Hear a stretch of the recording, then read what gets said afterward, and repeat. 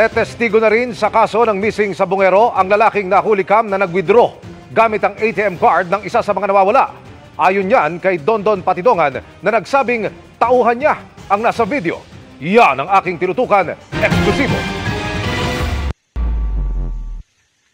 January 14, 2022 nang magkakasabay na nawala matapos magsabong sa Santa Cruz, Laguna ang magkakaibigang sina Ferdinand Dizon, Manny Magbanwa, Mark Fernandine at Melbert John Santos.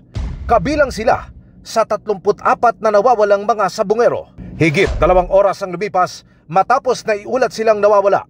Nakuhanan ng CCTV ng isang bangko sa Lipa City, Batangas ang lalaking ito na nagwi-withdraw sa isang automated teller machine.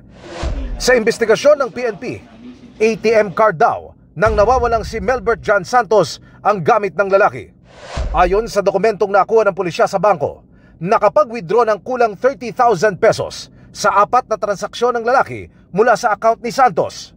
Kung ma-identify po natin itong nag-withdraw sa ATM, siya po ang magbibigay liwanag dito sa investigasyon na to kung bakit po napunta sa kanya yung ATM ng isang biktima. Ngayon, matapos ang mahigit 3 taon, sa pamamagitan ng whistleblower na si Julie Dondon Patidongan alias Totoy, nagkaroon ng linaw kung sino ang lalaking ito. Yung nag-withdraw na yan, tao ko rin yan. Isang witness ko rin yan. Close in, security ko yan noon. Saka ko na ilabas yan pag kinakailangan. Naniniwala si Patidongan. Malaking may tulong yan, gawa yung itim na yan doon sa isang missing sa Bungero.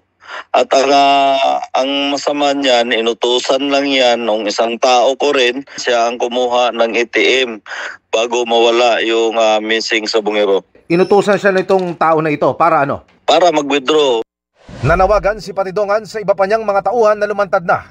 Kabilang sa kanila, ang 2 lalaking nakuhanan ng video na bumibitbit sa isa pang nawawalang sabungero na si Michael Bautista sa isang sabungan sa Santa Cruz, Laguna.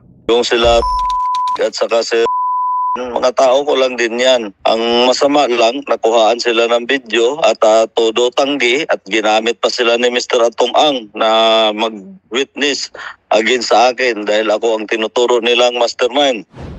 Nabuhayan ng loob sa mga development na ito ang kaanak ng mga nawawala, lalo na ng ama ni Melbert. Dati na kasi silang umasa na malilinawan ng investigasyon ng matrace at ma-recover ang cellphone ng anak. Pero hindi raw ito umusad kahit pa natukoy umano ng mga investigador na ibinigay sa sibilyan ng isang pulis ang cellphone ng biktima.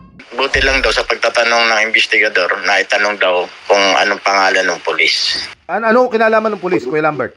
E di syempre, di ang lumalabas. Kasi yun ang nagbigay doon sa bata. Pulis ho ang nagbigay sa bata?